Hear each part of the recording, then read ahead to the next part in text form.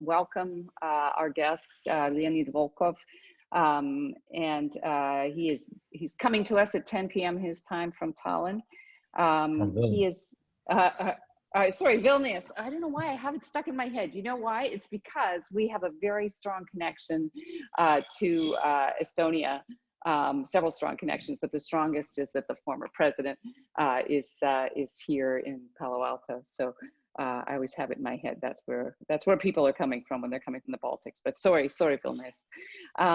So Leonid is the chief of staff for opposition leader Alexei Navalny. He is also a founder of digital rights NGO called Internet Protection Society. He's going to talk to us today about Putin versus the internet. He has a long history in Russian politics and opposition Russian politics, and unfortunately has been a martyr to the cause, being jailed several times. But we're happy he's with us, and someday we hope to welcome him on campus at Stanford. But you can enjoy the pretty picture behind me of the main entrance there. All right, Leonid, go right ahead. Hello, everyone. Good afternoon. Okay, it's 10 p.m. here in Vilnius, but yeah, I still think that it's great technology allows us to do that.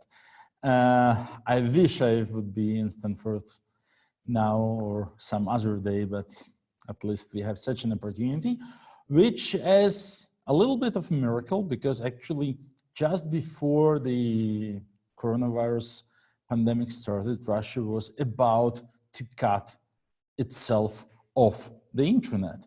And it was like on the agenda that like Russia should get disconnected from the outer world. It was very seriously discussed.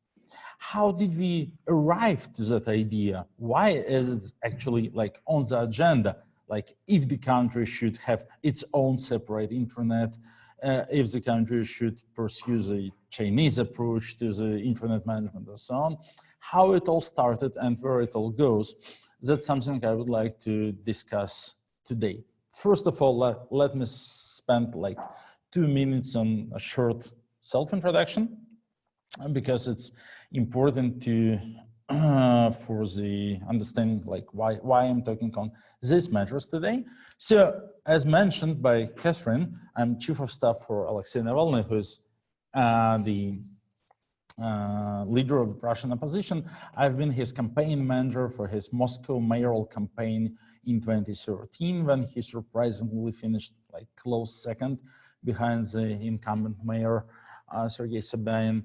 And then during his presidential campaign, which was in 2017, when he tried to get registered for the ballot, to be on the ballot for the presidential election of 2018. He was never admitted to the ballot, but still we managed to run like an American style campaign, touring through all the country, visiting like 60 cities, opening like building a network of 85 regional campaign offices, attracting tens of thousands of volunteers to work on the campaign, and so on and so on.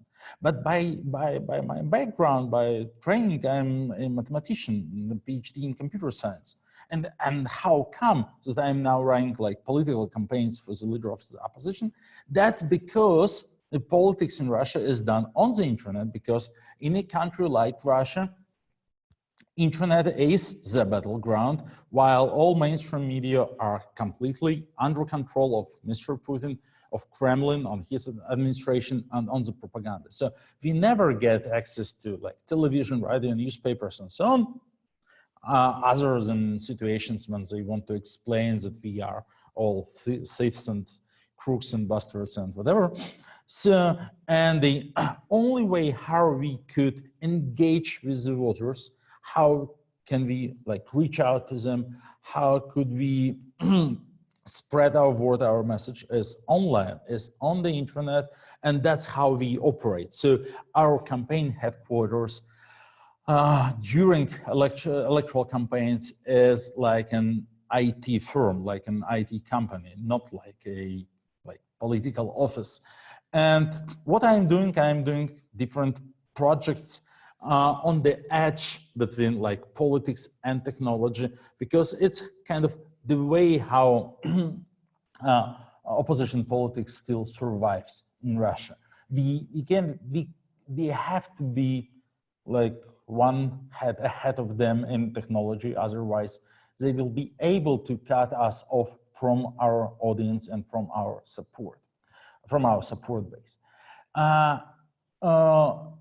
And I also run my own pet project or side project, which is called Internet Protection Society, which is a digital rights NGO. I started it with my friend Sergei Boyko from Novosibirsk 5 years ago, when we realized that internet rights and digital freedom will be the most important battleground, like between like civil society and the regime in Russia within the next years.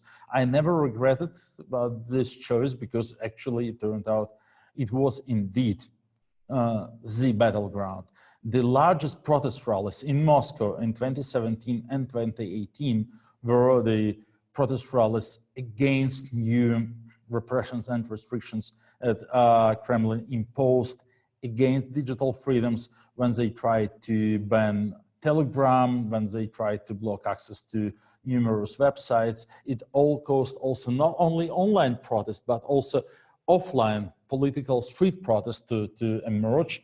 And my Internet Protection Society was like, well, behind this protest. We were among the organizers of those street rallies in 2017, 2018.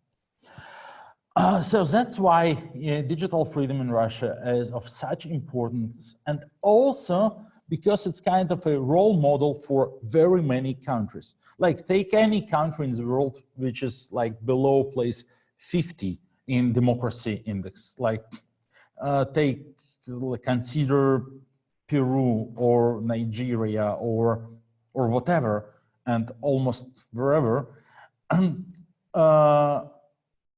I know from personal experience, from talking to activists in those countries, that both governments and activists in those countries consider Russia as a role model, because in many of those countries, activists could connect to their support base only through the internet, and governments try to impose the same set of technical and political and administrative restrictions and regulations on the internet to prevent civil society to get organized.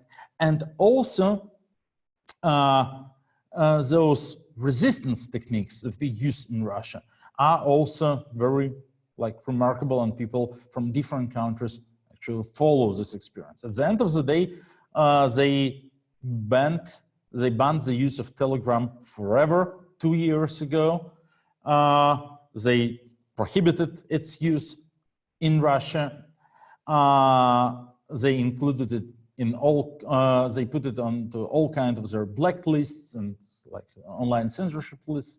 Still, Telegram is the second most popular messenger in the country after WhatsApp, and its user base is growing. And it turned out that technology was good enough to overcome all these restrictions and regulations.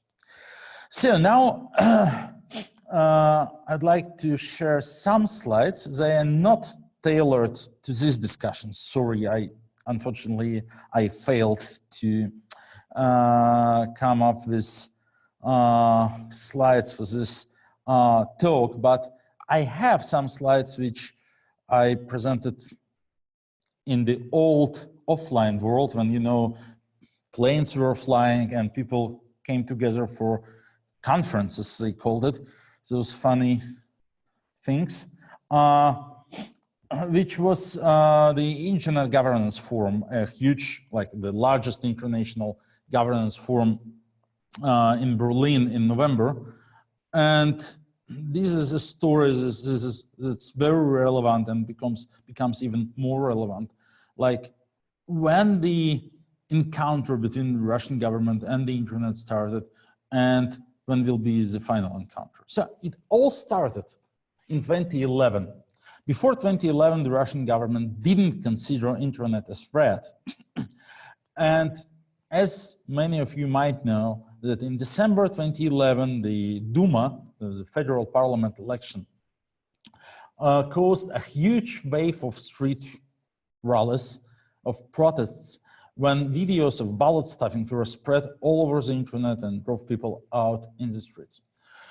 Well, I started independent election monitoring as a hobby back in 2006 or 2007, and never missed an electoral campaign in Russia since that. So I always was at a precinct, the ballot station, during the election as an independent observer.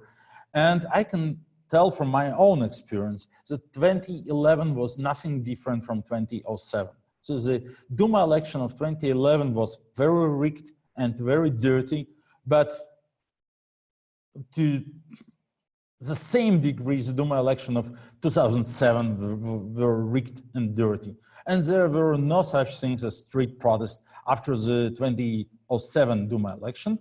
And the only difference between 2007 and 2011 are 7 letters, which are YouTube. So in 2007, many election observers noticed many violations on their precincts, and I noticed many on my precinct, and there are 96,000 election precincts in Russia. And well, I had the feeling, okay, here there are stuffing the ballots, but I don't know what they do on 95,999 other precincts. So maybe everything is quite fine. In 2011, I was able to upload my short video about ballot stuffing on YouTube, and then I discovered dozens of thousands of similar videos there from other ballot stations. And this really drove people crazy. And a huge rally emerged from nowhere. No one expected actually a huge street protest to happen, but a huge rally emerged like the next day after the election night on December 5th, 2011 in Moscow, and then on next Saturday, December 10th, 2011, in many, many Russian cities. And so Putin realizes suddenly he has to face a new and powerful enemy, which was the internet. From the very beginning, when they realized that the internet is a threat, they considered it to be an enemy. This is a famous picture from Sakharova Prospect, Sakharov Street in Moscow in 2011. It was the largest protest rally with an attendance of around maybe 60,000 people. It was quite impressive, especially because nothing like this happened in 10 previous years of Putin's rule. So 2021 is the next Duma election. Well, the election of 2016 was not a huge problem for Putin because he was very popular. It was on the peak of his post-Crimea annexation approval ratings. He was doing well, the opposition was very weak, and they kind of managed to get through this election. 2016 was not a big deal for them. But now the next general election is 2021, and Putin's and his party's approval ratings are at historical lows and declining.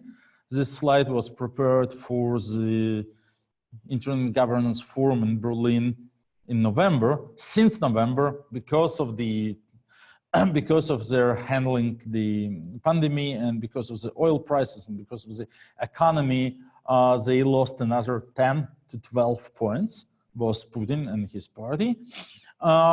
The internet penetration is twice higher than 10 years ago, and the internet population is far more politically engaged. So they really consider the 2021 election to be a huge headache, because on one hand, they have learned they can't afford to do like a wide-scale ballot stuffing because this results in a process. On the other hand, they can't afford not to rig the election because they will just lose.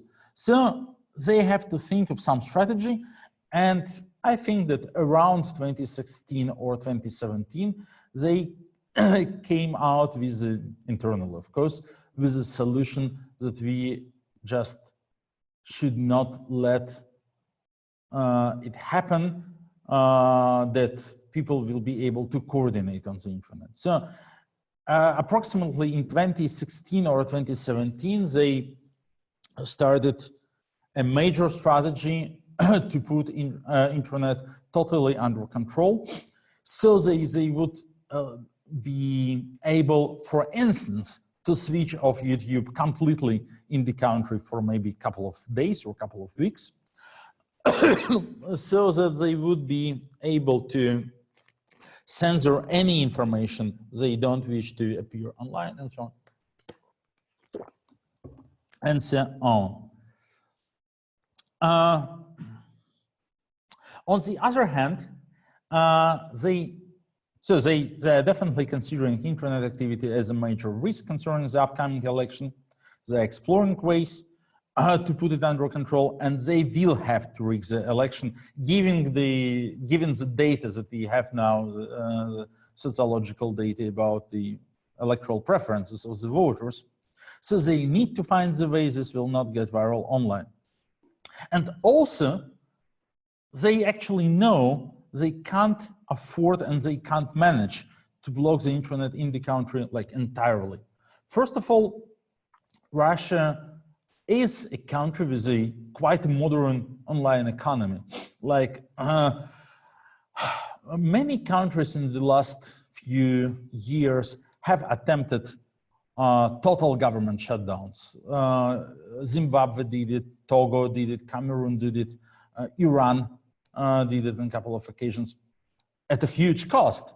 But still, when you shut down the internet in Togo, you can, for a couple of days, you can live with that because the economy is not that connected and not that dependent on the internet. Togo has one internet service provider.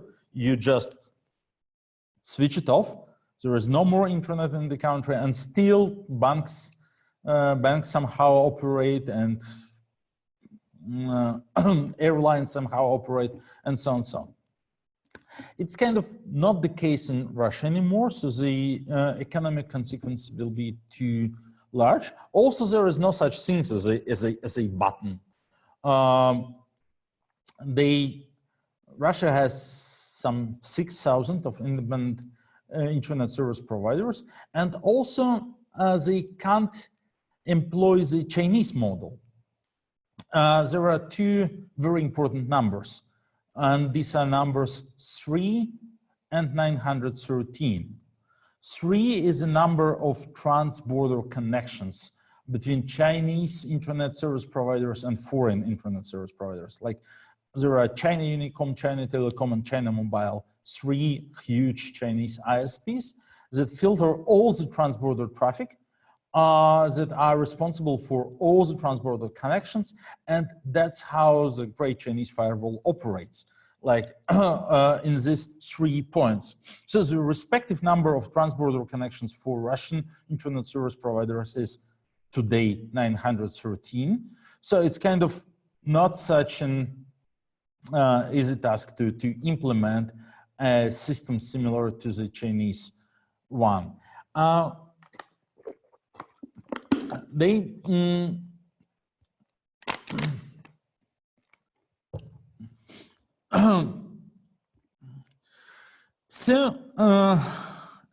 decided to employ a more sophisticated, multi-dimensional approach. We call it, well, a 3 vectors model. Every action taken by the Russian regime before 2021 general election should be evaluated as a combination of 3 ideas. So how could it help to restrain access to the election fraud evidence technically, politically, and of course, how it would help to steal some of the funds, because everything they do in Russia is connected with stealing some funds. Otherwise, it doesn't make sense.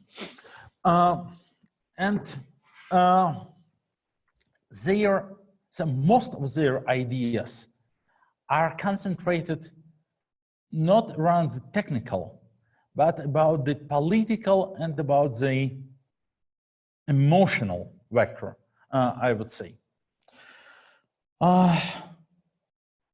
For instance, so we estimate the daily internet audience in Russia now as about 90 million of its 140 million, 145 million population.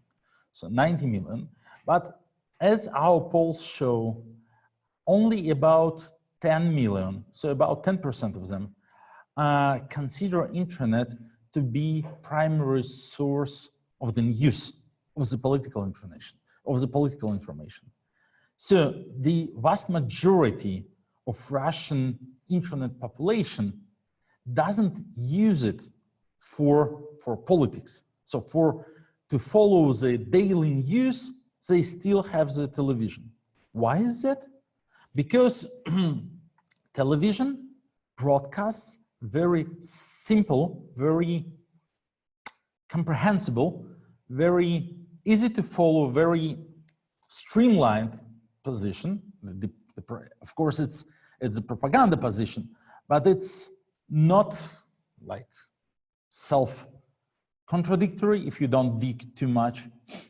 While on the internet, if you try to read some political information, if you try to retract, to dig some political information in the internet, you feel yourself like being immersed in the mud, in the dirt. Why? Because of the troll farms, of course.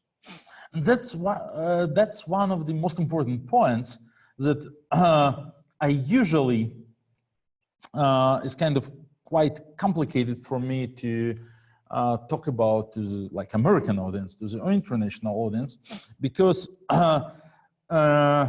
people tend to, well, follow the narrative about like Russian trolls, their operations abroad and so on. But all these infamous Russian troll farms were created initially for internal use. And 99.9% of their production is intended for internal use.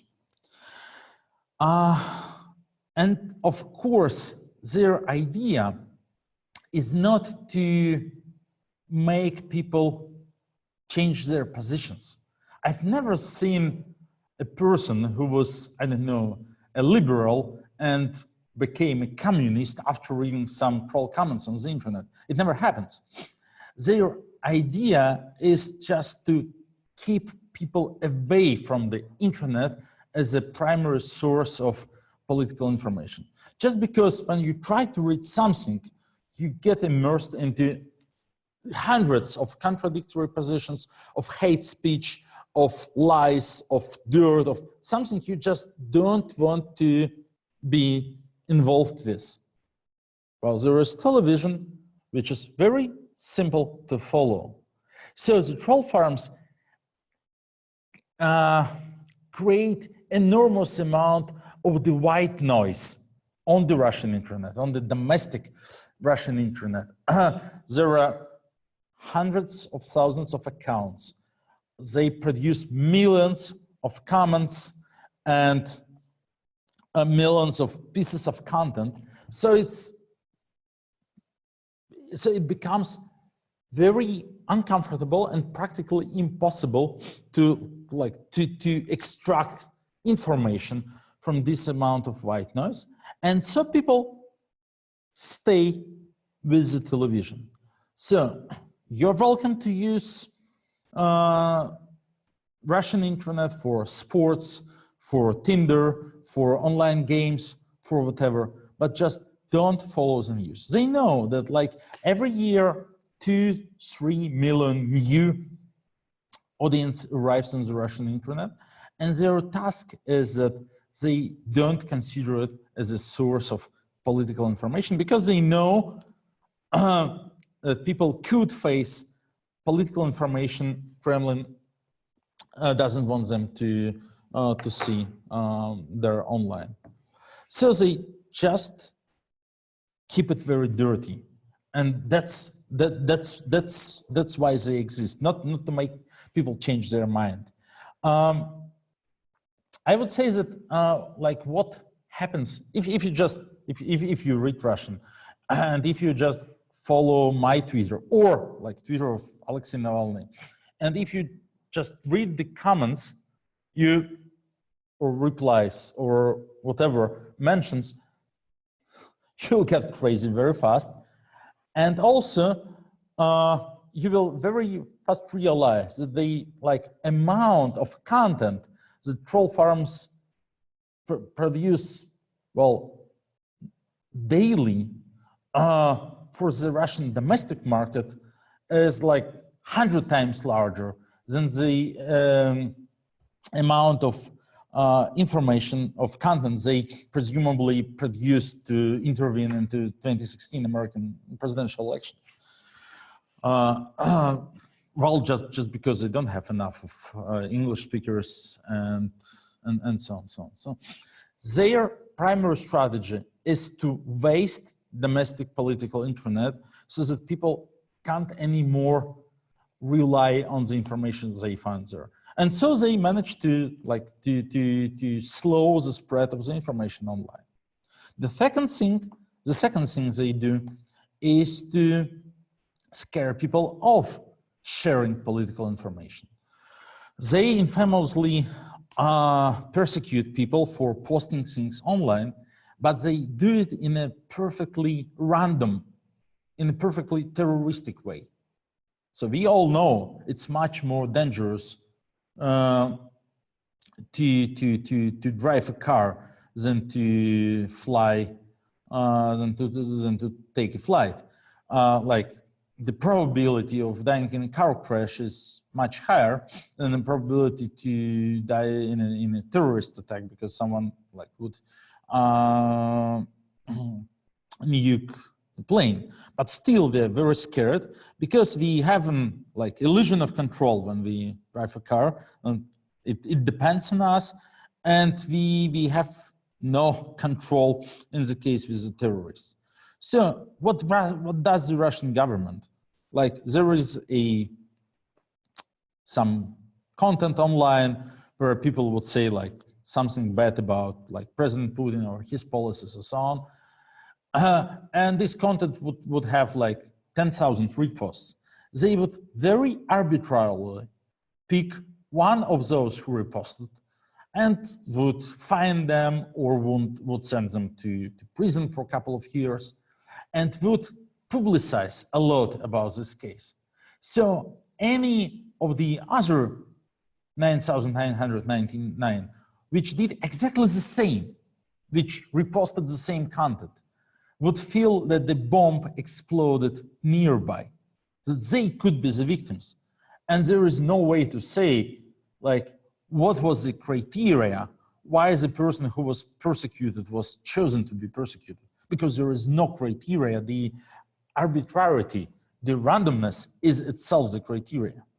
The idea is that, well, so we do monitor that. One of the projects of the Internet Protection Society, we monitor those online repressions, and they're very stable. 1,000 cases a year for 90 million of online population, 10 million of them posting political things on the internet. 1,000 cases a year and not growing is actually not that much. The probability to get a fine or even worse, arrest, posting something online, posting something bad about Mr. Putin is actually very low.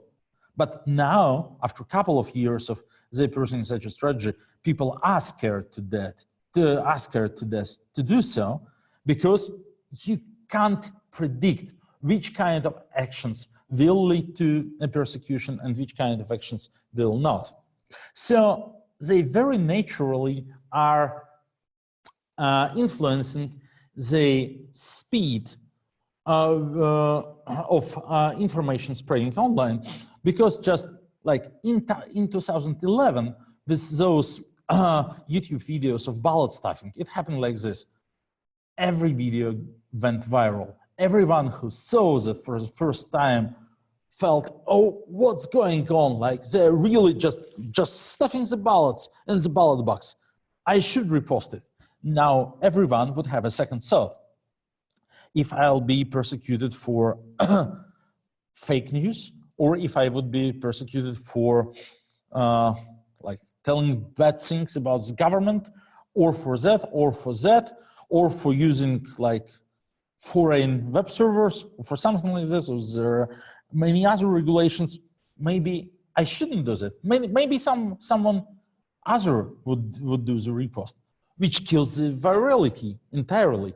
Because like, you know, when every piece of information is reposted by 2 people, then in 30 steps, in 20 steps, it will be 1 million of reposts, like 2 to the power of 20. But if every second of them would have a second thought and would decide whether someone else does it, then it's just 20 people after 20 steps, right?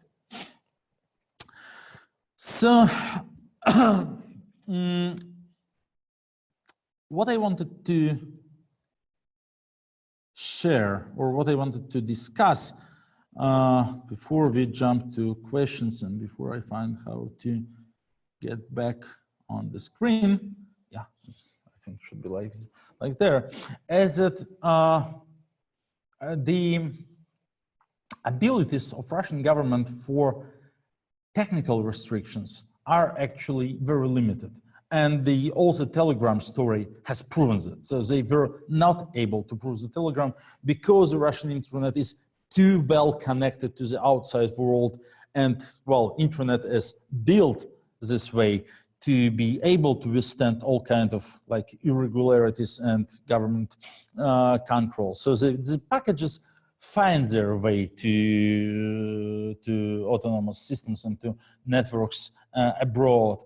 And all those blacklists and technical restrictions do not really work well. So they are investing a lot, and many governments in many countries are following and are copying those techniques. So they're investing a lot in influencing the ways how information they don't like is being spread. And here they are much more successful. So they use those terrorist tactics to scare people off, and they use troll farms to create white noise. These are their main 2 strategies to, well, to rival the internet before the upcoming general elections in Russia. Well, I think, thank you. That was for the introduction. The most interesting part, of course, is always Q&A. So maybe we'll go in some very different directions. I'm ready to answer whatever questions you might have. Okay, thanks very much, Leonid. This is Catherine again. I have some questions, but if people would like to either post them in the chat or in the Q&A area, I can repeat those and curate them for Leonid. But we have at Stanford a center, a cyber policy center that is looks pretty actively at troll farms and tracing GRU activity as well. And so it's interesting to hear you say that those are particularly effective domestically as well in terms of just drowning out people. Do you see a generational, I have a lot of questions, but the first one I'll start with, I guess, is do you see a generational difference in how people are using the internet, or whether they're, you know, one of the striking things I think about some of the protests that we saw in the last 3 or 4 years in Russia is that your movement and Mr. Navalny's movement seems to be very attractive to young people in particular. So isn't it going to be hard generationally for Well, Putin to connect with these people, given that they're well, probably more sophisticated at the internet? yeah, thank you for this question. It is and it isn't. So on one hand, yeah, it's kind of remarkable that many young people, well, join us. Yes, because to large extent, young people are like immune to the television propaganda because many of them like never had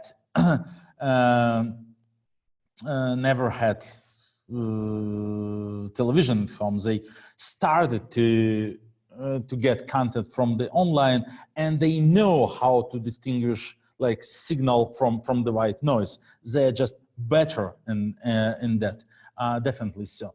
On the other hand, for us, those young people are the media because we don't have any other media available. For instance, the exit polls during 2013 mayoral election, the only one where Alexei Navalny was allowed to participate, has shown that we had the largest support among like women 50 plus. So apparently among like mothers of our volunteers. So we didn't have media, we didn't have tools to reach out directly to those voters. So we asked our young volunteers to go talk to them, to be more persuasive than the television they watch. And to some extent, we succeeded. So young people that are immune to the propaganda, that are better, that better manage the signals, are very important also as a media for us. And of course, that's different. But it's not true to say that we have only like young supporters. We of course have all ages now, like from 15 to 95, pretty much. Right. Okay, I have a lot of different questions that I will do my best to sort of combine them when I can and curate them when not. But here's one from Michael McFall, who is asking, why hasn't the Russian government taken action against activists like you? Why do they allow you to function online, and why haven't they arrested you? I would add the word recently. That's probably because you're in Vilnius at the moment. Sorry. Yeah. Well, they did arrest me 7 times. I spent like over 120 days in jail during Alexei's presidential campaign, and now I have to stay like in political exile in Vilnius because after August last year, when they started like when they pressed like criminal charges that could result into like 7 years in prison, it became too dangerous for me to stay in Moscow. So I had to relocate to Vilnius, and many activists have to. Why do they allow us to function online? That's what I was talking about, because they can't prevent us from functioning online, both technically and like politically. We managed to find ways, we managed to find tools and language to engage the audience. They can't block everything technically. So what they're trying to do just to increase the amount of the white noise. And why they haven't arrested Navalny, like not for 30 days, which he serves like regularly, like every second month, but for say 5 years. Once in 2013, they tried to do this, and people came out, turned out to a huge unsanctioned rally on Manezhny Square on July 18th, and they kind of had to release them.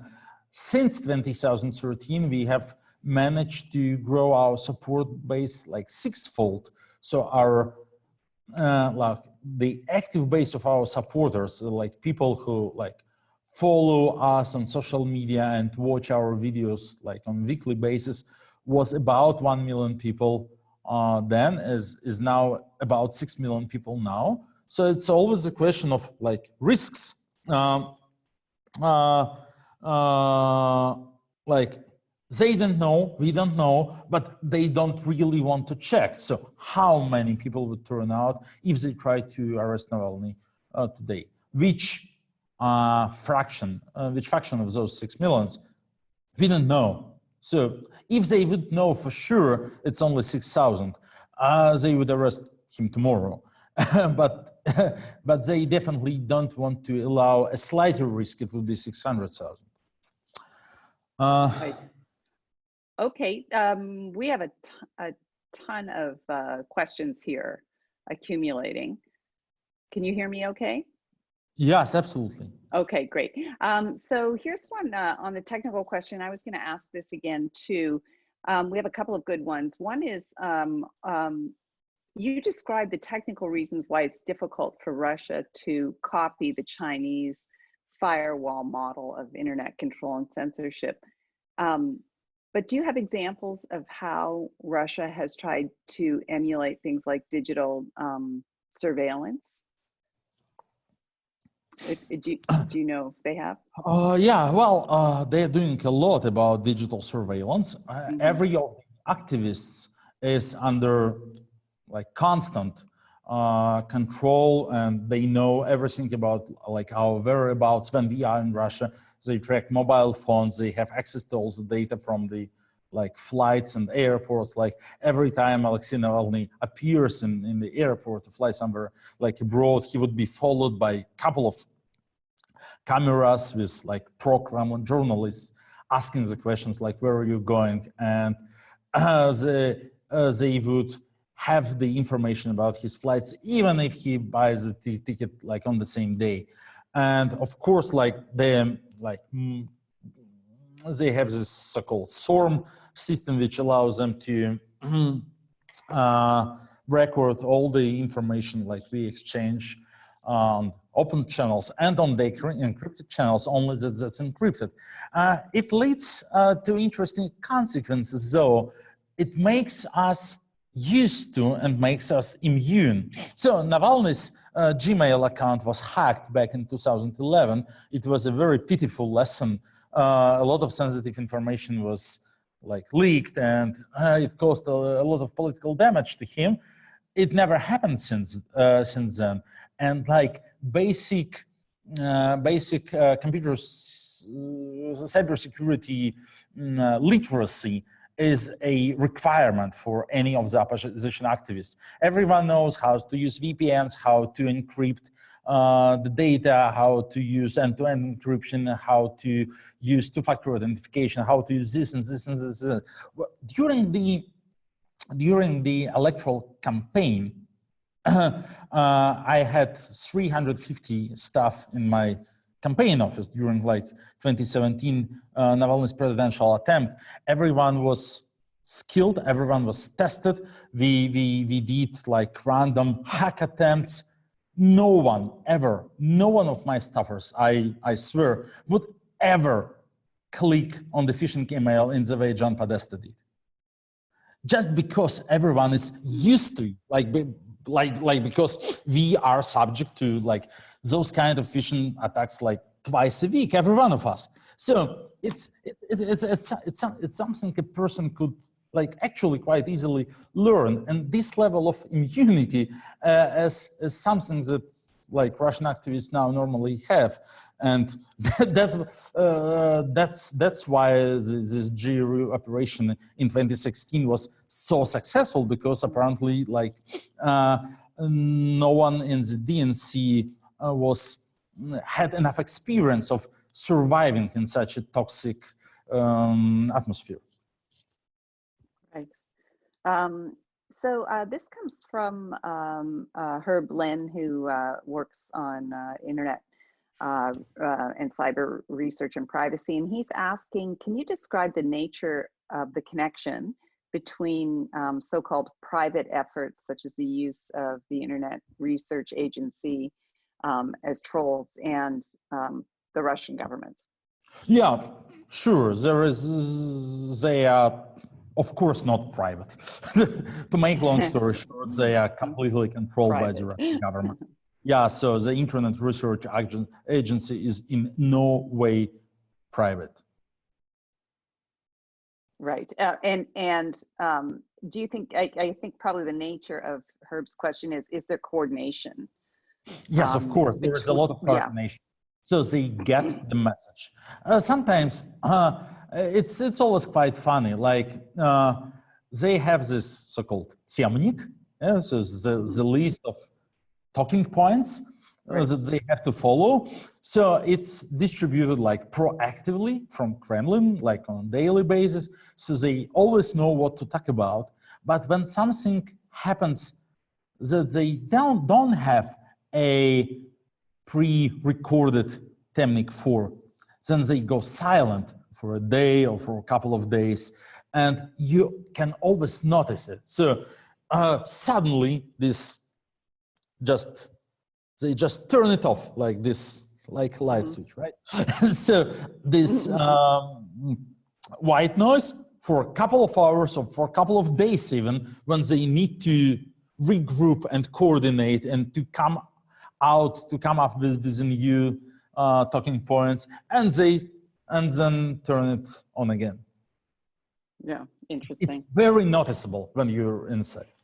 Right. And often they're following a ton of people and have no followers themselves. Yeah, that's. It's also the same like with like basic cybersecurity literacy. When you live in this environment, it's quite remarkable how fast you actually learn to distinguish between like a bot and a real person, between a troll account and a real account, just in a couple of seconds. Mm-hmm. Interesting. So here's a question about COVID and messaging. Is the regime using internet tools to control messaging on COVID-19 and health status in Russia? Or, I mean, obviously we're getting, even in the New York Times, details on how widespread COVID is. Do you see on the internet at all attempts to kind of make it seem better than it is? That's a very good question. They definitely did use COVID-19 as an excuse for collecting more data and for creating new huge databases in the very Chinese way. They're very close to this social capital thing. So they publicly announced in Moscow they would put together, connect data from your like billing, from your phone, from your bank, from your transactions and so on. Like officially to follow, like a person who has to self-quarantine because this person had a contact to one person infected, went to a shop and bought something. So they have to, and they would get information from their credit card, from this online cash desk, and from the street camera and so on, and they would be able to prove that the person actually violated the rules of the quarantine. But actually, this would result in a huge and enormous database about all like transactions and financial activity and physical activities, like this connected also on the physical map, which is very dangerous, which is so dangerous that I am also quite optimistic here, so it would never happen. For instance, a fun fact, they never installed those CCTV cameras on the houses where members of Moscow government live and members of the elite live, because they know for sure that once police has all this information, the next day the information will be on the black market. The next day, police will try to make money out of it, because this information could also be perfectly used for blackmail, for whatever. So when they really like connect information from like online cash desks, online cash registers, financial transactions, and bank accounts, then the first smart guy from the police, and there are some, would download this database and run a query like, who in Moscow has assets more than $1 million and bought anal lubricant in the drugstore in the last week, which would make the person a perfect target for blackmail in Russia. So like, and well, and I think at some point they realized that. So they have retracted their plans to build such a database quite quickly after they announced them. So this is actually a related question, this next question. Has the regime been using COVID-19 as an excuse to collect more privacy invasive data on the population? And if they have, then how do people respond to that? Yeah, well, I think I tried to answer these very questions now. So they tried, of course. Unfortunately, of course, and unfortunately, many people respond like, well, this is necessary, this might be necessary because of the threat that COVID-19 causes. But also many people realize that there are just another burden, another restrictions of their rights for what? For nothing. Right. Okay, so here's a quite a good question, which is asking, how do you, or how important do you think the role of foreign-based internet or media sites are in the Russian political conversations online? For example, Twitter accounts or blogs by opposition leaders who might now live abroad. Media outlets like Medusa or Open Russia or The Bell for that matter, and how do you compare the impact of those perspectives to those that are based inside Russia? Well, I would say that, well, the impact is measured by the, well, by the reach, by the audience. It's not that important where the media is based, but how large is its audience. And of course, like what are the social demographical characteristics of the audience. So the Bell is very important. It doesn't have a huge audience, like 60,000, I think, but it's a very high quality audience, like many like decision makers, high net worth individuals and so on. Like really they're kind of like many important people are subscribed. Medusa has a much larger outreach, and they are really trying to, well, keep pace with mainstream media. Some of their publications went over 10 million views, which is quite good. Well, which is very good. What makes us unique, it's not that we are in the country, if talking about like anti-corruption foundation, like Navalny's YouTube channel and so on, but the fact that we also have a huge offline network. Like everyone knows, we have like dozens of regional offices where people could come with their like problems, with their issues, talk about their issues, and those offices help us collect and verify information. For instance, now we're doing a great and a very important job, like independently verifying medical statistical information. Like we have many doctors among our supporters who, well, all doctors know other doctors, so they managed to verify COVID-related death of doctors and paramedics, and to run such a large database. So the existence of our large offline network is kind of an additional, well, warranty for the quality of the information, for its reliability, and an important source of information that others couldn't probably fetch. But of course, many media outlets abroad, and there are new ones like Anin from Novaya Gazeta started a new media just last week, are also important if they manage to find their audience to be able to reach. So we have a couple of questions, Leonid, on changes to the Russian government that were in the constitution that Putin was moving very quickly on before COVID. And of course, there was supposed to be a referendum at the end of April, and now that's been put off. indefinitely. So what's your interpretation of all of that? Why the rush? Any surprise that he has created an avenue for himself now to stay in power for another 8 years beyond the expiration of the current term? And is this some sort of fear? Because I'm wrapping another question in here, because Russian polls, as you mentioned, are now, it's dipped even lower, but his popularity or trust rating was dipping quite low before that. So can you tell us something about why, or do you have a theory of why these changes were proposed and rushed through so quickly?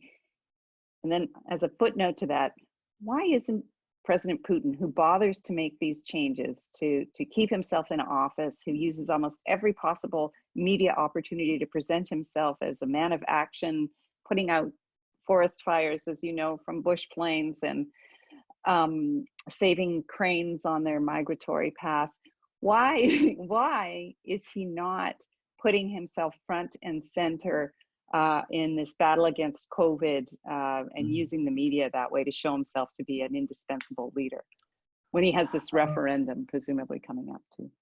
These are perfect questions. Thank you so much. I very much doubt I'll be able to reply to them within 3 minutes left. Now go. That's why we were choosing. Sorry. If I talk more on the internet or on the politics, because well, I thought we could devolve in the last few on both. For your last question, I think Putin is a person who, well, he's not very smart. Yeah, his grades in the high school were very far from excellent. He is a hard learner though. He learned some things and he follows them very accurately through all the years of his political career. One of these things is that the control over the television is very important. He learned it when he got elected, being a complete nobody, just with the smart use of television. Like when kind of Berezovsky elected him, the president, he learned this lesson. So never allow your opponent to appear on television. The other lesson is probably an advice which someone like Yumashev or Chubais gave him also, I don't know, back in 1999, like get yourself associated with good news and position yourself as far away as possible from bad news. So it's like a very simple rule, but he follows it for 20 years as a real troyeshnik, how to say it in English, C grader, which he is. Like a then so operator. It's just his usual strategy to appear where good news happened. For what happened with the constitutional reform, of course, I have a theory. We had a lot of discussions here within Anti-Corruption Foundation and within the Russian opposition. My theory is that he had to present to his lieutenants, to his elite, some contingency plan. Like everyone knew, like, well, technically, this is now the last term. So what would happen in 2024? Every minute before he gave them an ultimate answer, made them just very nervous. What if he decides to retire? Shouldn't we try to like stabilize our assets? Should we try to get cash and stash this cash abroad? Because there will be nothing after 2024 if he decides to retire. Or if he decides to go for a like new Medvedev plan, like to appoint someone, Mm-hmm. to appoint someone, not necessarily Medvedev, shouldn't we try to build relations with this new guy? Because it's kind of quite doubtful that this new guy would decide in 2030 to give the chair back to Putin, who would be like 78 years old and not very popular to that point of time and so on.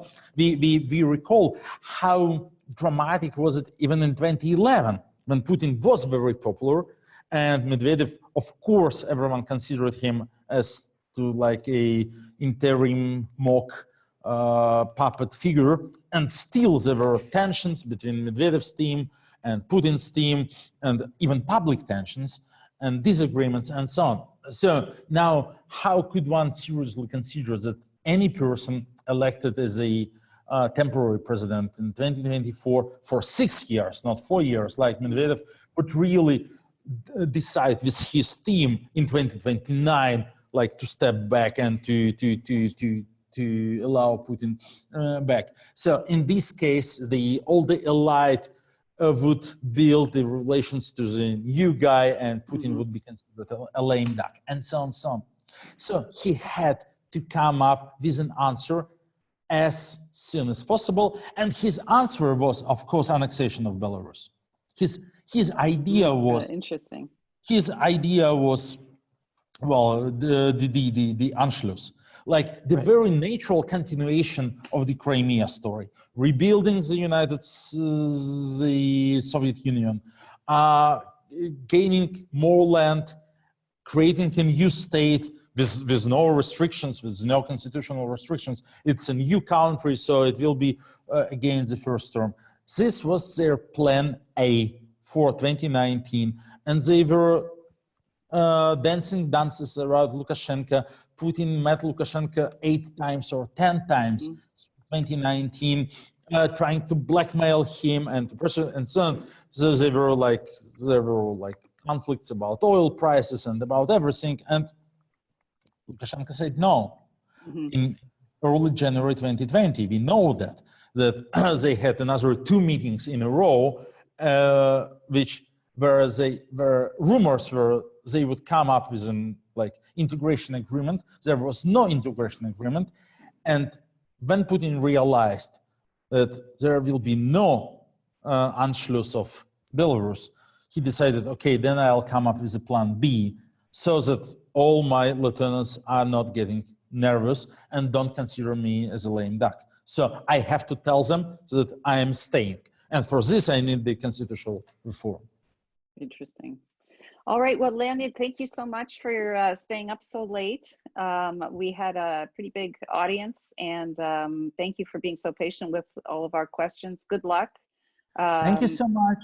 Stay healthy. I hope to come to Stanford next semester, probably. And we hope you will too. But thank you very much again. Have a good night. Thank you. Bye. Bye.